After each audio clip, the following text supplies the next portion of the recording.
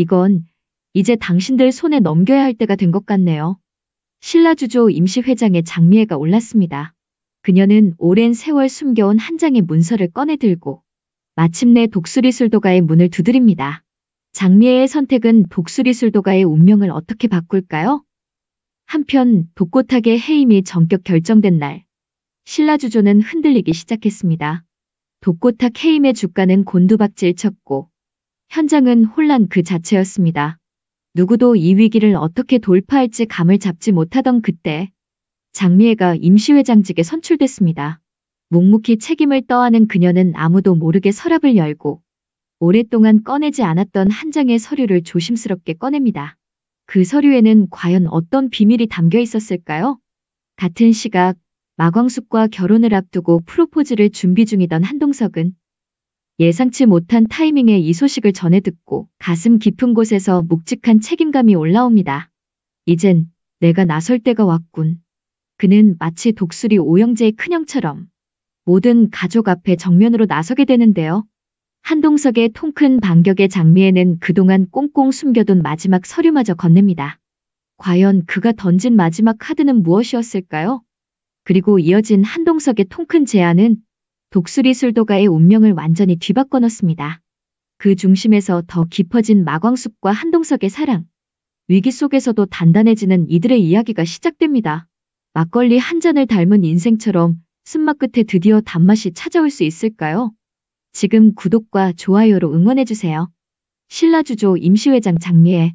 그러나 그 두 글자는 결코 가볍지 않았습니다. 독고탁의 해임이 결정된 다음 날, 임시회장직의 장미애가 만장일치로 추대됐습니다. 단상 위에 오른 그녀는 천천히 마이크 앞으로 다가가 말했습니다. 저는 오랜 시간 신라주조를 지켜보며 숱한 불의와 혼란 속에서도 끝까지 회사를 위했던 사람입니다. 이 자리는 영광이 아닌 책임의 자리임을 잘 알고 있습니다. 당장 오늘부터 저는 회사를 정상화하기 위한 모든 조치를 단행하겠습니다. 순간 회의장 곳곳에서 박수가 터졌고 몇몇 젊은 직원들은 고개를 끄덕였습니다. 한편 장미애는 수백 명의 직원들이 여전히 각자의 자리에서 열심히 일하는 모습을 떠올렸습니다. 그녀는 순간 숨이 막힐 듯 가슴이 먹먹했습니다. 내가 지금 여길 지켜야 하는 이유는 바로 저 사람들이야. 이대로 신라주조가 무너져서는 안 돼. 그 모든 사람들이 한순간에 거리로 내몰릴 수도 있다는 현실이 이제 그녀 어깨 위로 내려앉았습니다. 신라주조의 주가는 독고탁 해임 뉴스가 보도된 직후 급격히 꺾였고 현재는 최저가를 향해 곤두박질치고 있었습니다. 재무이사가 고개를 숙인 채 보고했습니다. 현재 유동성 자금은 2달치 인건비를 충당하기도 빠듯한 상황입니다. 단기 운용자금 확보가 시급합니다. 외부 투자자들은 현재 상황을 지켜보겠다는 입장입니다. 장미애는 보고서를 내려놓고 한참 동안 손끝을 가만히 바라봤습니다. 그 속에 담긴 숫자들은 생존이라는 단어마저 위태롭게 만들 만큼 냉혹했습니다. 유동자산이 바닥났고 쌀벌레 사건 배후로 독고탁이 언론의 입에 오르면서 수출 중단까지 이어졌습니다. 더 큰 문제는 수백 명의 직원의 임금 지급 지연 가능성까지 신라주조의 경영은 그야말로 위기 상태였습니다. 장미애는 천천히 눈을 감았습니다. 이건 단순한 위기가 아니야. 붕괴 직전이야. 머릿속이 복잡했습니다. 현실은 예상보다 더 빠르게, 더 잔인하게 회사를 덮쳐오고 있었습니다. 그 순간 장미애의 눈에 보인 한 장의 문서. 책상 위에 놓인 자회사 신라라이즈 관련 문서였습니다. 그곳은 독고탁이 프리미엄 막걸리 전용으로 세운 브랜드 법인이자 잠재성 높은 회사였습니다. 그러나 자금 고갈로 인해 이미 가동이 중단된 상태였습니다. 장미애는 조용히 문건을 펼쳐 한 장씩 천천히 넘겼습니다. 그 속에는 아직 꺼지지 않은 불씨, 마지막 희망이 남아 있었습니다. 그녀는 마음속으로 묵직하게 중얼거렸습니다. 자회사만이라도 살릴 수 있다면 지금의 큰 불은 잠시라도 막을 수 있어. 이걸 누군가 이어가 준다면 사람들의 삶도 신라주조도 완전히 무너지진 않을 거야. 그 순간 장미애의 머릿속에 단 하나의 이름이 떠올랐습니다. 독수리술도가. 지금 이 자회사를 살릴 수 있는 유일한 곳이었습니다. 그녀는 잠시 망설였습니다. 이 결정은 신라주조의 미래를 좌우할 문제였습니다. 자신은 비록 임시회장이지만 회사를 대표하는 위치에 있었고 현재는 쌀벌레 사건으로 법적 다툼을 벌이고 있는 상황이었기에 독수리 술도가에게 도움을 청하는 건 곧 무릎을 꿇는 일이기도 했습니다. 하지만 장미애는 이내 고개를 들었습니다. 자존심보다 중요한 건 직원들의 삶이었고 오랜 시간 회사를 믿고 따라온 사람들의 미래였습니다. 그녀는 조용히 자리에서 일어났습니다. 옷매무새를 정돈하고 짧은 숨을 내쉬며 마음을 다잡았습니다. 이제야 독수리 술도가의 진 빚을 조금이라도 갚을 때가 된 건가. 장미애는 곧장 독수리 술도가를 향해 걸음을 옮겼습니다. 한편 술도가에서는 아침부터 전화벨이 끊이질 않았습니다. 죄송합니다. 장광약주는 현재 출고 제한 중입니다. 최대한 빠르게 물량 확보해서 다시 연락드리겠습니다. 고자동과 오천수는 양쪽에서 동시에 울려대는 전화기를 붙잡고 허둥지둥했습니다. 받아도 끝이 없는 요청에 서로 눈을 마주칠 틈도 없었습니다. 그때 사무실을 열고 김군이 다급하게 외쳤습니다. 대표님, 지금 창고 앞에 상인들 몰려들었습니다. 전국에서 올라온 대리점 사장님들이에요. 안 되겠다 싶어 직접 오셨답니다. 잠시 뒤 현관문이 열리자 목소리들이 터지듯 밀려들었습니다. 사장님 제발요. 우리 가게 앞에 손님들이 줄을 섰다니까요. 한 상자라도 딱 한 상자만 더 보내주세요. 막걸리가 품절이라니까 옆 동네 손님들까지 다 우리 가게로 몰려왔어요. 근데 우리도 남은 게 없어요. 이러다 진짜 다 끊깁니다. 목청 높아지는 항의의 술도가는 순식간에 난장판이 되었습니다. 책상 위엔 요청서가 쌓여가고 전화기는 계속해서 울리고 고자동과 김군은 수화기를 옮겨 잡으며 사방으로 뛰었습니다. 마광숙은 사태의 심각성을 직감하며 창밖 트럭줄과 소란스러운 사무실을 잠시 응시했습니다. 장광약주는 지금 폭발 직전의 인기였습니다. 하지만 대응하지 못하면 이 열기가 곧 불신으로 번질 수 있다는 위기감도 감돌고 있었습니다. 한편 같은 시각 독수리 술도가 앞에서 장미애가 조심스럽게 술도가 정문을 밀고 들어섰습니다. 손에 들린 봉투 하나, 거기엔 그녀가 마지막으로 붙잡은 희망이 담겨 있었습니다. 마주 앉은 마광숙과 오천수, 장미애 사이에 정막이 흘렀습니다. 짧지만 깊은 시선 교환 끝에 장미애가 먼저 고개를 숙였습니다. 정말 죄송합니다. 면목이 없습니다. 쌀벌레 사건도 지금 조사 중이고 성심성의껏 조사받고 있으니 조금만 기다려주세요. 제가 반드시 지은 죄 벌받도록 할게요. 마광숙은 놀라움과 의심이 섞인 눈빛으로 장미애를 바라보다가 조용히 말했습니다. 소전무가 진술을 번복해서 상황이 심각해지고 있어요. 저희도 난감한 입장이에요.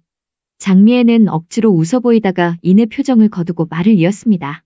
소전무 절대로 혼자 일 벌일 그릇이 못 돼요. 분명 독고탁 그 사람이 지시한 게 분명해요. 내가 끝까지 밝혀낼게요. 조만간 진실이 드러나게 될 겁니다. 그리고 독고탁 해임됐어요. 그녀의 목소리엔 체념과 결심이 섞여 있었습니다. 그렇게 시작된 말은 멈추지 않았습니다. 마광숙은 묵묵히 그녀를 지켜봤습니다. 장미애는 숨을 고르며 손에 들고 있던 봉투를 테이블 위에 올렸습니다. 남은 인생은 독수리 술도가의 진 빚을 갚으며 사죄하며 살겠습니다. 다만 오늘은 제 이야기를 좀 들어주셨으면 합니다. 잠시 뜸을 들인 그녀는 차분히 말을 이어갔습니다. 신라주조가 생각보다 훨씬 심각합니다. 솔직히 저나 독고탁은 망해도 괜찮아요. 그게 마땅하고 저희가 감수해야 할 일이니까요.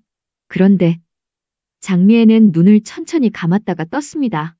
우리 직원들은 아무 잘못이 없습니다. 묵묵히 일만 한 사람들입니다. 그 사람들이 지금 한순간에 길바닥으로 내몰릴 위기입니다. 오천수와 고자동의 낯빛이 굳어 있었고 장미애를 바라보는 눈빛엔 경계와 놀라움이 엇갈려 있었습니다. 장미애는 눈물을 머금은 채 말을 이었습니다. 독고탁이 무리하게 만든 자회사가 있습니다. 신라라이즈라는 공장인데요. 미국 수출용 브랜드로 분리해 만든 법인이고 FDA 인증도 땄어요. 기계도 다 들어가 있고 인력도 다 갖췄습니다. 문제는 지금 멈춰 있다는 겁니다. 그녀는 봉투를 열어 공장 사진과 설비 내역, 인증서 사본 등을 꺼내 보였습니다. 이 공장만이라도 독수리 술도가에서 인수해 주실 수 없을까요? 우리를 도우라는 게 아닙니다. 그 공장에서 일하는 직원들, 그 사람들만이라도 살릴 수 있도록. 이번 한 번만, 정말 이번 한 번만 도와주세요. 지금 술도가도 여러모로 확장이 필요한 때라고 얘기 들었어요. 오천수는 문서를 넘기며 조심스레 물었습니다. 공장 설비는 지금 바로 가동 가능한 상태입니까?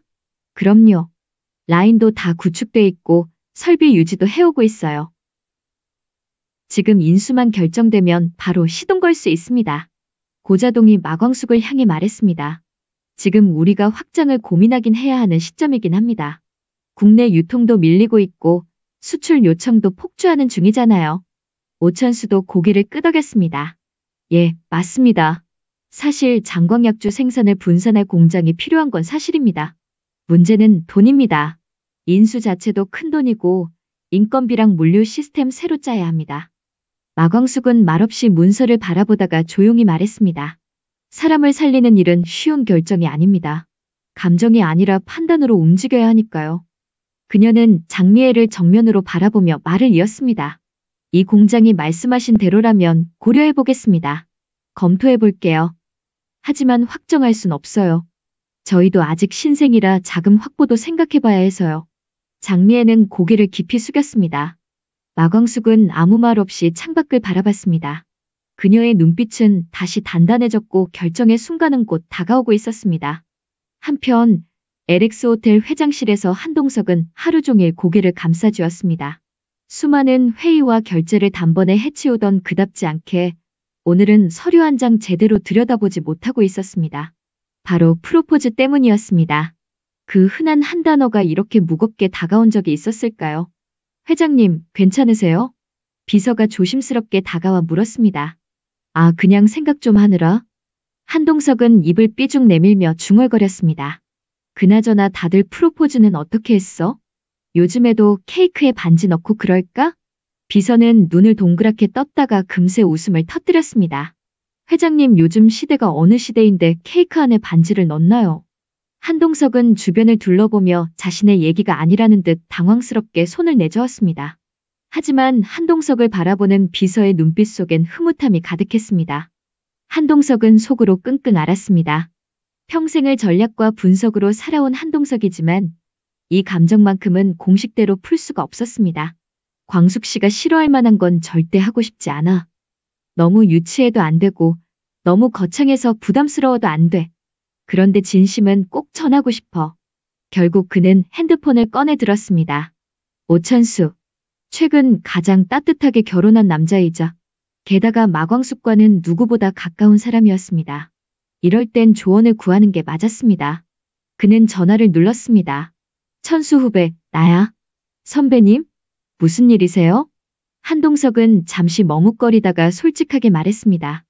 후배와 상의할 게 좀 있는데 잠깐 볼 수 있을까?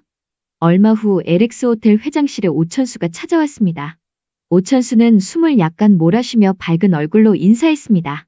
전화 끊으시자마자 바로 오라고 하셔서 뛰어왔습니다. 무슨 일입니까? 한동석은 잠시 쑥스러운 듯 시선을 피하다가 천천히 그를 바라보며 말했습니다. 그게 말이지. 광숙 씨한테 정식으로 프로포즈하려고 하는데 이게 참 말처럼 쉽지가 않아서 말이야. 오천수는 눈을 동그랗게 뜨더니 이내 웃음을 터뜨렸습니다. 와, 선배님이 이런 말을 입에 담을 날이 오다니. 이제야 실감이 납니다. 근데 어떻게 해야 할지 모르겠어서 너한테 좀 물어보려고. 한동석은 정장을 매만지며 뭔가 허둥대는 듯한 손짓을 했습니다. 그러자 오천수는 고개를 절레절레 흔들며 웃었습니다. 선배님, 저는요. 제 조언은 별로 도움이 안 됩니다. 그게 무슨 말이야? 저도 들통났거든요. 와이프한테 이벤트 한다고 케이크에 반지를 숨겼는데 케이크가 나오기도 전에 눈치챘더라고요. 한동석은 피식 웃었습니다. 케이크에 반지 넣는 사람이 후배였어? 허허참. 조금 분위기가 풀린 듯 했지만 곧 한동석은 다시 진지한 표정으로 말했습니다. 근데 말이야. 결혼을 하더라도 광숙 씨는 술도가 이를 절대로 놓지 않을 것 같아. 오천수는 한동석의 말에 조용히 고개를 끄덕였습니다. 네. 형수님 성격상 쉽게 놓을 분이 아니시죠? 그래서 결혼하고 같이 살게 되면 내가 할 수 있는 게 뭘까 싶어서 고민이 돼. 오천수는 잠시 머뭇거리다 입을 열었습니다. 사실 말씀드릴까 말까 고민했는데요. 이왕 이렇게 된 김에 말씀드리겠습니다. 한동석은 눈썹을 찌푸렸습니다. 무슨 일 있었어? 오늘 오전에 신라주조 장미애가 술도가에 찾아왔어요. 한동석은 그 이름에 곧바로 긴장하는 기색을 보였습니다. 장미애가? 무슨 일로? 신라주조에서 새롭게 만든 자회사가 있다네요. 장미의 말로는 그 자회사를 술도가에서 인수합병해주길 바란다고 제안해왔어요. 한동석은 팔짱을 끼고 생각에 잠겼습니다. 인수합병이라? 조건은 나쁘지 않았습니다. 독고타기 길을 쓰고 만들었더라고요. 이미 다 갖춰진 상태인데 지금 신라주조에서 자본을 다 쓴 상태라 직원들마저 위기라고 하네요. 장광약주 브랜드의 유통망을 넓히는 방향으로 제안했더라고요. 듣기엔 괜찮은 조건이긴 한데 오천수는 솔직하게 답했습니다. 솔직히 말해서 지금 술도가 입장에서는 필요한 시점이긴 합니다. 장광약주 수요가 급격히 늘면서 생산 라인 확대가 시급하거든요. 그런데 자금이 부족합니다. 부채 비율을 고려하면 외부 자금 유입이 꼭 필요한 상황이긴 한데 한동석은 의자 등받이에 몸을 기댄 채 한숨을 내쉬었습니다. 그러니까 광숙 씨는 술도가 일을 절대 못 놓고 오히려 지금 더 무거운 결정을 앞두고 있는 거네. 고마워 후배. 내가 뭘 도와줄 수 있을지 고민해봐야겠다. 오천수는 진심 어린 미소로 말을 마쳤습니다. 별 말씀을요. 술도가든 결혼이든 형수님 마음이 움직이는데 선배님이 제일 큰 역할을 할 수 있잖아요. 한동석은 말없이 오천수를 바라보았습니다. 그 시선 속엔 고마움과 결심이 함께 깃들어 있었습니다. 과연 다가올 한동석의 제안은 술도가에 어떠한 변화의 바람을 불러올까요? 그날 저녁, 한동석과 마광숙은 LX 호텔 레스토랑에 마주 앉았습니다. 한동석은 조심스럽게 이야기를 꺼냈습니다. 오늘 점심때 천수 후배가 다녀갔어요. 마광숙은 놀란 듯 고개를 들었습니다. 장미애 씨가 찾아와서 신라주조 자회사 인수합병을 제안했다더군요. 마광숙은 고개를 끄덕이며 잠시 생각에 잠겼습니다. 한동석은 말을 이었습니다. 광숙 씨 생각은 어때요? 솔직히 고마운 제안이긴 한데 당장 자금도 그렇고 우리가 감당할 수 있을지 걱정이 돼요. 그 말을 기다렸다는 듯 한동석은 따뜻한 미소와 함께 조심스럽게 입을 열었습니다. 그래서 내가 한 가지 제안을 할까 해요. 절대 부담 갖지 말고 그냥 제 마음이라고 생각해줘요. 마광숙은 말없이 그를 바라보았습니다. 지금 장광약주는 LX 호텔이 보증해서 해외 수출이 이뤄지고 있잖아요. 술도가와 호텔이 서로 시너지를 내는 만큼 이번 기회에 조금 더 확장해보면 어떨까 싶어요. 유통망을 키우면 호텔도 이득이에요.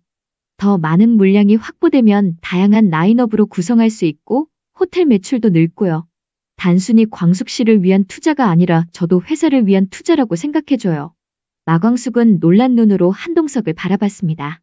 그래서 말인데요. 제가 대주주 자격으로 신라주조 자회사를 인수합병할 생각이에요. 그리고 그 회사를 오천수 후배에게 대표직으로 드리면 어떨까 해요. 이제 후배 정도면 대표로서도 무방하고요. 무엇보다 그동안 광숙 씨를 형수님으로 또 가족처럼 살뜰히 챙겨준 것에 대한 제 감사한 마음을 전하고 싶어서요. 순간 마광숙의 눈빛이 흔들렸습니다. 옷이 형제들에게 주는 결혼 선물이라 생각해주세요. 그리고 술도가 직원들 밤낮 없이 일하잖아요. 광숙 씨 건강도 나는 늘 걱정된단 말이에요.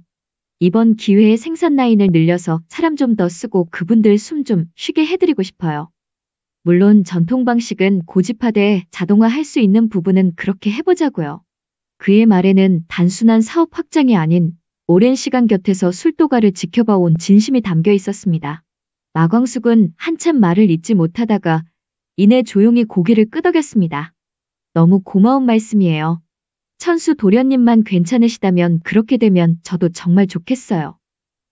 그녀의 눈가가 살짝 붉어졌습니다. 모든 것을 자신이 짊어져야 한다는 무게에서 조금은 벗어날 수 있을 거란 안도와 함께 진심을 다해 내미는 그의 손길에 마음 깊이 벅찬 감동이 밀려왔습니다. 하지만 이 따뜻한 제안 뒤에는 또 다른 변화의 바람이 서서히 다가오고 있었습니다. 마광숙은 조용히 커피잔을 내려놓았습니다. 마음 한켠에는 무겁고 깊은 생각이 맴돌고 있었습니다. 이제는 내가 없어도 독수리 술도가가 돌아갈 수 있게 만들어야 해. 그녀는 자신도 모르게 속으로 그렇게 중얼거렸습니다. 한편 장미애는 조용히 움직이고 있었습니다.